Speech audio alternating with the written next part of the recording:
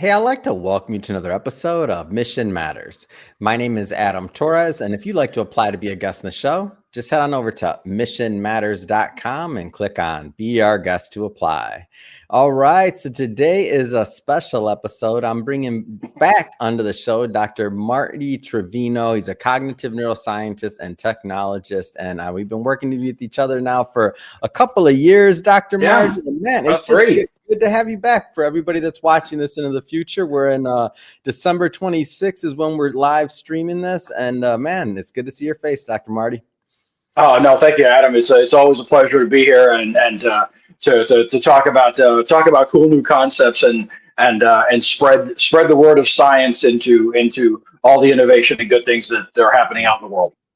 Awesome. And so you already know the drill, as do our long-term listeners. So Dr. Marty, we'll start with our Mission Matters minute. So at Mission Matters, our aim and our goal is to amplify stories for entrepreneurs, executives, and experts. That's our mission. Dr. Marty, what mission matters to you? No, my mission is to alter the sensory experience with data and analytics, so that decision makers can make better data-informed, data-driven decisions, and designers can, in fact, build those systems in the next generation in the most awesome way that we further all of those things for the goodness of humanity. Awesome. Great having you back on. And for everybody watching or listening to this, just so you know, Dr. Marty and Mission Matters, we have a book that's going to be coming out early in January, and you're going to hear more and more about this. We're going to bring Dr. Marty back onto the show and once the book's out and do a deep dive on that as well. But on this particular episode, man, Dr. Marty, I just want to catch up, man. First thing first, I've been following you, and I see when things are in the news. I see other things. I see you got an article published in Pipeline magazine. Like talk to me, man. What have you been up to? Yeah, so that's the second article I've had published, and then it seems that December is my month, and they are an absolutely wonderful scientific and technical international magazine with a very large readdership, at all different levels. So they're just a great bunch of people trying to push new good messages that can help people. Last year, I published on human and artificial intelligence complementarity, from a neuroscience perspective, right? We tend to approach, in digital transformation from a data science perspective, data, everybody talks about data, and then you AI, and how many features does it have, and how much data is it trained on,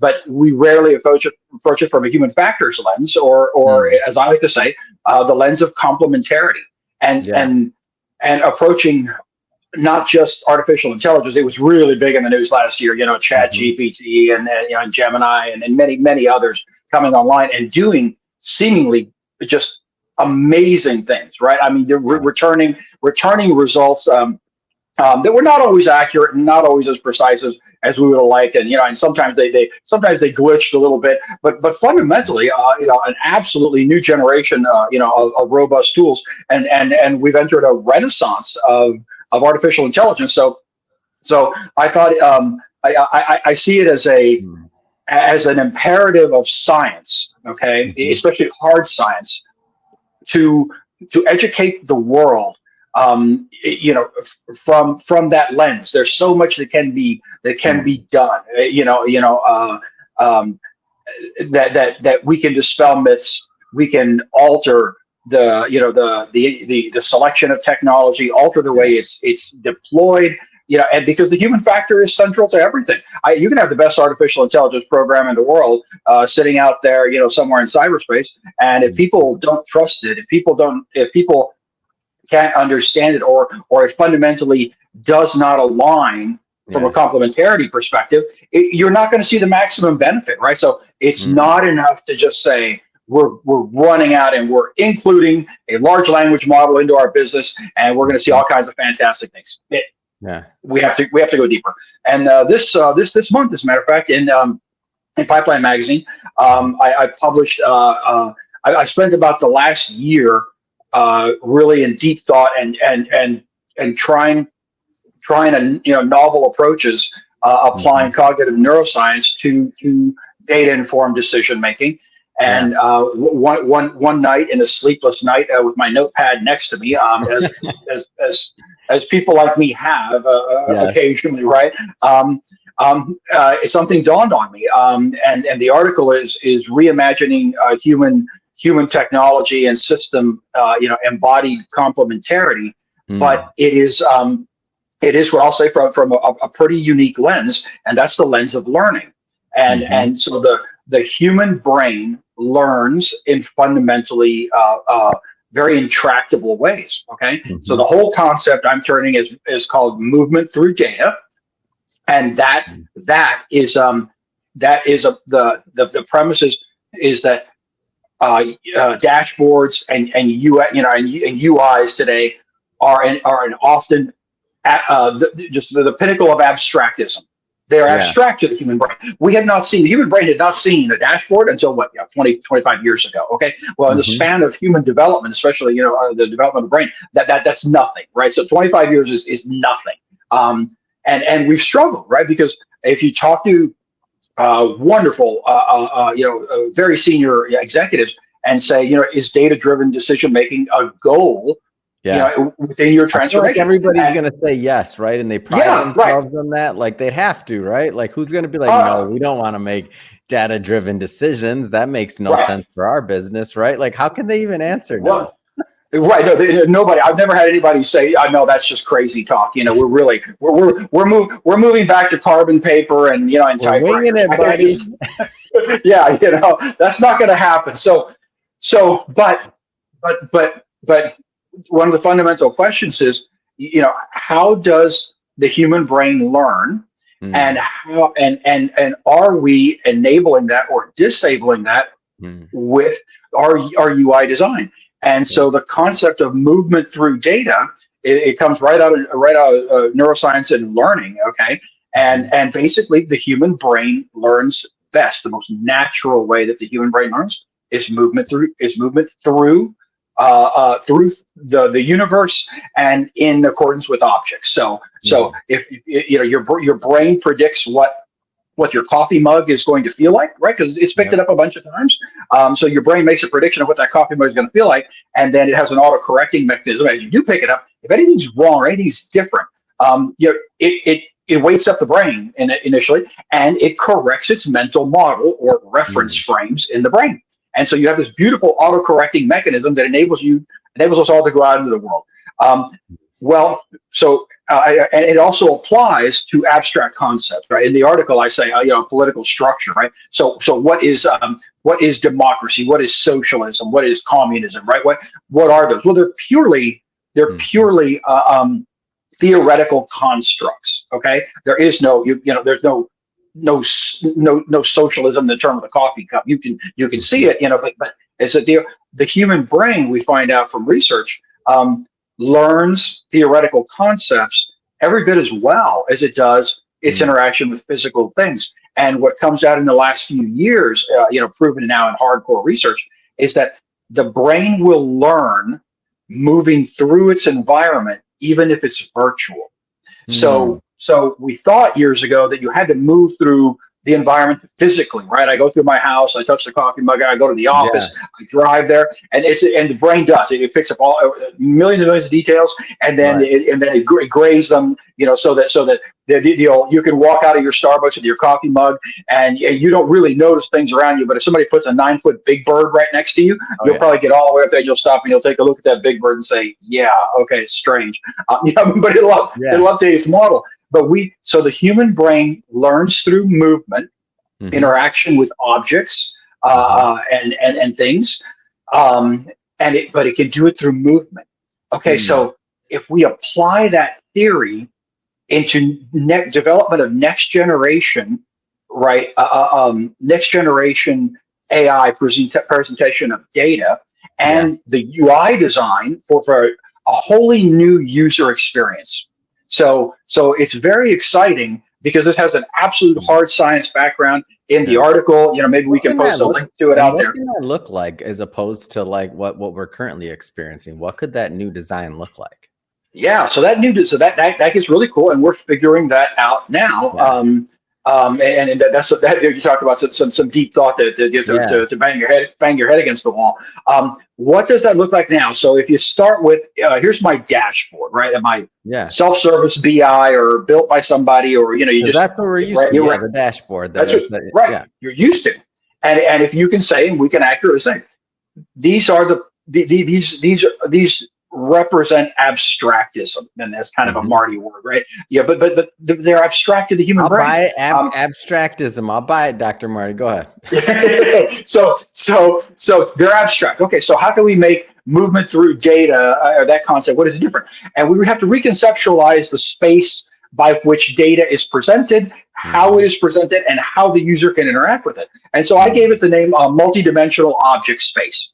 Okay, and here's where we bring in 3D and combine it uniquely with 2D, because there's right. Let's not diminish the value of dashboards, right? I mean, there you can still look at graphs and interact with them, etc. But can we combine the two things in a new representative environment that will allow us literally to move through the data, interact with it, drill down? You can see hierarchy, you can see relationships in degrees of separation. You can explore those, but come back through. And we like have Iron Man feeling of being immersed. That's the kind of vibes you're giving me right now, Dr. Marty. Like the Iron Man dashboard that's in the air. We're in the data. Like what are we going to do? You can move. Well, and I'll tell you who did a really good job of representing what these could eventually look like is the movie's Avatar. The movie's Avatar, they hired data futurists, designers, and they said, what do you think analytics and data will look like and we'll interact with it 50 years from now? They actually did a phenomenal job. Wow. I lay money there wasn't a neuroscientist among them, but they were absolutely brilliant people. And if you go watch Avatar, you see them scrolling through the landscape. So they're using typography and three-dimensional landscape. Yes. But the whole time there are other visual analytics displaying data, time, distance, density of things, right? And the users are gathered around this three-dimensional table with two-dimensional data, ranging from graphs to tabular, and they're interacting with that. And the first movie, he says, we're looking at we have to move to this site, and these people occupy the site, so we have to move the natives. And here's why. And he displays the mineral that they're looking for, and the density and cluster of it. And he says, look at all this cheese, and the numbers are there, right? The distance is there. So that type of representation is actually spot on. So we have some conceptual ideas even from Hollywood. Go figure. We have to now bring in the hard science, because some of that was just meant for good looks, Everything we build, I tell you, I would have given a lot to have been sitting in the room with those designers and taking notes, because what we've done now is we've gone back and found the scientific basis of those things. So we're not going to just build them so they look cool. And people will ask you, well, what does three-dimensional give you, right? So I've got my two-dimensional dashboard. Why would we build in 3 dimensions? And again, one, because the human brain learns through movement of 3 dimensions in the best. We have a few million years of developing the human brain to do that. Yeah. It understands that you can mix in abstract and concrete concepts. But if we then begin to really apply science to it and call it design tenets, such as we'll pick one, object memorability. Well, if you want somebody to look at a dashboard, tests today, they'll take 50 executives and they'll have them look at a financial dashboard or whatever their domain of expertise is, right? Operations, finance, marketing, and they'll say, you've got 30 seconds, look at this dashboard. And you pull them away from that, you give them about 2 minutes, and then you say, okay, let's go specifics over what you saw. Yeah. And the what they saw is going to be so low, isn't it? Yeah. It's so astronomically low. And so it's not funny. Once they left that meeting, they forgot, and then they thought they remembered or saw something else, but I get it. And they'll come away and so often remember only one or two things, right? Yeah. And so, sometimes they're numbers when it's relevant to you, right, to the brain Of and course. decision making. Where operations are down 32%, expenses are up 40%. Then we'll remember those. Mhm. But generally, the human brain is not geared to remember a team number of precise facts. It Right. remembers bigger pictures, and it remembers outcomes of things. Okay, Mm. it doesn't want to get eaten by the tiger. It wants to find a pot of gold. So Mhm. we remember causality, events, etc. But there's where complementarity comes in, and from the new UI design, we Mm. can make human memory, okay, Mhm. which is invariant, does not remember up to levels of precise details. We can timeline those things. You can interact with them in three Mhm. dimensions, and then you can have all the things. So cybersecurity, right? How many instances of ransomware do we have? You can now scroll through a three-dimensional timeline, Mhm. okay, and be able to click that and say what was our Chicago plant compromised by ransomware last year, and click that, and it'll then bring you back to the Chicago plant. You can see Yeah. the plant in 3D, where exactly the compromises were, the type of systems they were compromised. So you're right back up into that. It offers an infinite possibility to Mm. alter the sensory experience with analytics from a Mhm. hard science basis. And so some objects, I said memorability, some objects are more memorable than others. Mhm. Okay. Well, all right. Today, hey, if you go talk to a UX, a UI designer, or even a data scientist, and you say, Mhm. we want to present this data, um, what are the factors? And they'll list the factors: accuracy, Yes. precision, color flow, hierarchy, relations, right? Gestalt's, principles, and they're great. They're great. But at no point does somebody say, okay, let's design for memorability as one of the factors. Mm. And you get into you get into really cool things, right? So Mhm. semantic dimensions are among the most powerful. And do you Where think where that this people, would be is this just because it's just finally evolving to that point? yeah, To where you're so in the beginning, it was just how do we get the information out there, right? right, And right. make it digestible so it can be recognized. And now it's finally evolving to this next level. Am I understanding that right? Yes, you're exactly right. I mean, 25 years ago, it was okay. We have all this data. We have a bunch of data. How do Yeah. we begin to visualize it? And somebody came up with the concept of dashboards, and that's advanced significantly. We remember we had single panes of glass for a while, which were, by the Mhm. way, the pinnacle of disaster and abstractism, because they shove so much data onto one screen, right? Mhm. And what it did is promoted what we'll call left hemisphere thinking, because you're right and Mhm. left hemispheres, they function very well together, but they fundamentally look for very different things. One looks Mhm. for immediate answers.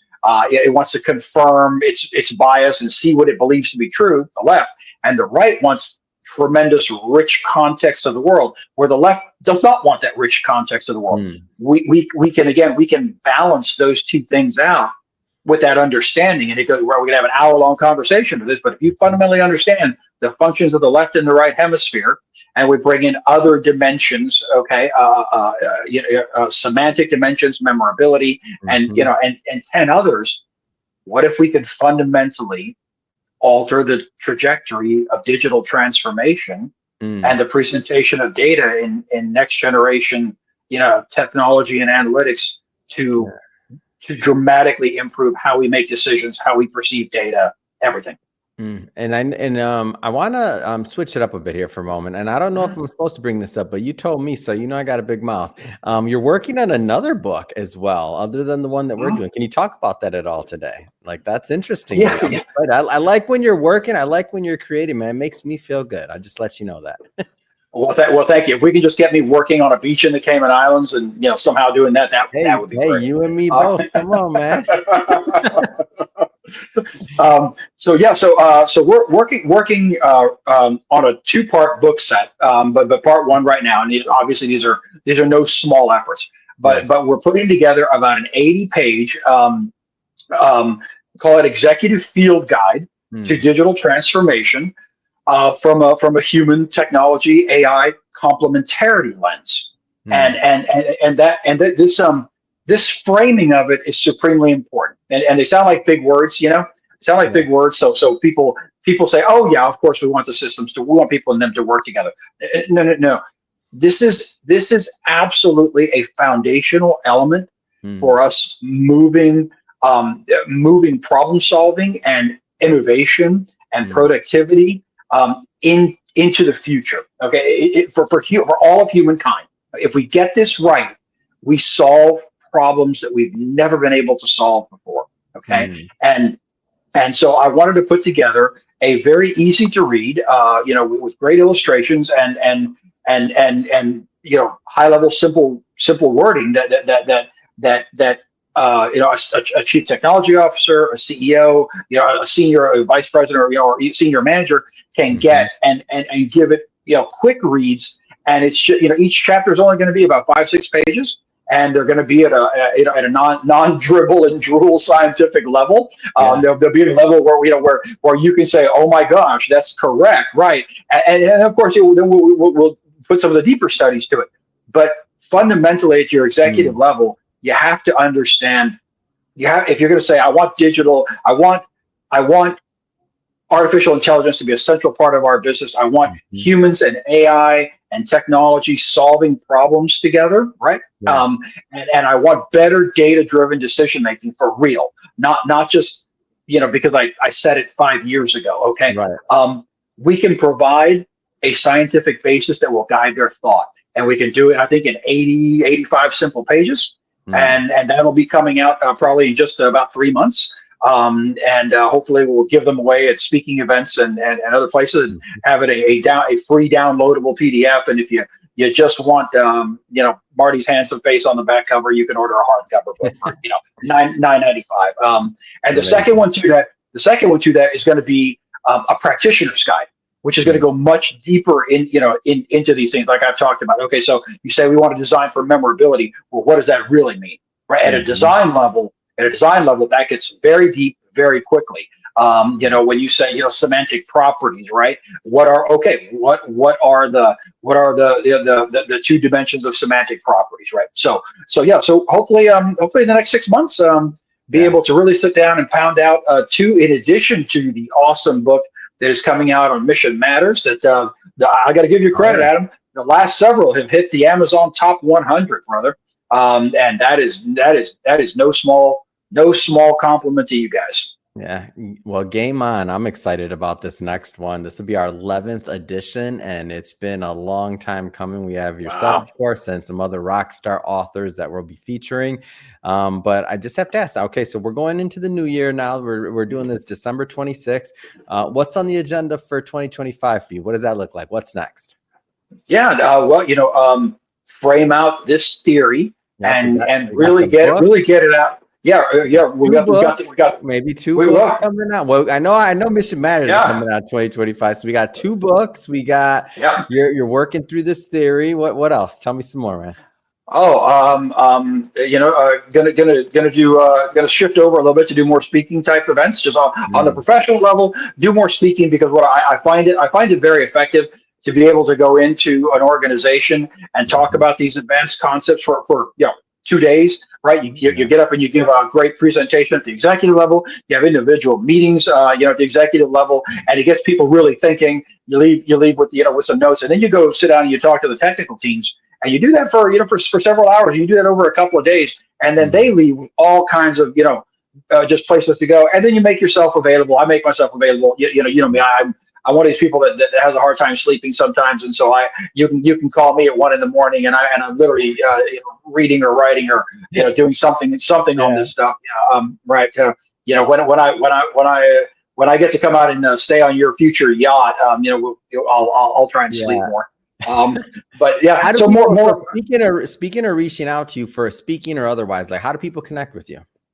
Yeah, I'm on LinkedIn, and you can look Okay. up, Dr. Marty Trevino, cognitive neuroscience. Obviously, this is our third podcast together. Yeah. Maybe this one, I guess I'll ask you to, have my LinkedIn on there, and Mhm. maybe we'll forward a shorter paper, or if we could put a link to either one of these, Mhm. neuroscience and design. It's shocking how many people love the study of the human brain. They've just not had it presented in a way where it would actually impact the bottom line in business. Mm. Mm. But yeah, we'll LinkedIn, and maybe we could put a link out there, and then to these articles. And I'm fairly easy to find. I'll even ask you to put an email. I talk to anybody. I don't. Money is not my top priority. So if anybody has a question or anything, they can just arrange, and I will hop on a Zoom call and talk their ear off. Awesome. And for everybody watching, just so you know, we'll definitely put some links in the show notes for you so you can check out more of Dr. Marty's work. And speaking of the audience, if this is your first time with Mission Matters and you haven't done it yet, hit that subscribe or follow button. This is a daily show. Each and every day, we're bringing you new content, new ideas, new thought leaders, and hopefully new inspiration to help you along the way in your journey as well. So again, hit that subscribe or follow button. And Dr. Marty, if I don't talk to you before the new year, man, Happy New Year, and appreciate you coming on and all you do and all the value you bring to our community. So thank you. No, Adam, I'm nobody without talking to great people like you. All the thanks to your organization. You guys have a wonderful organization, and may a wonderful and healthy and happy new year come, and 25 be a great year for all of us. Thank you, sir.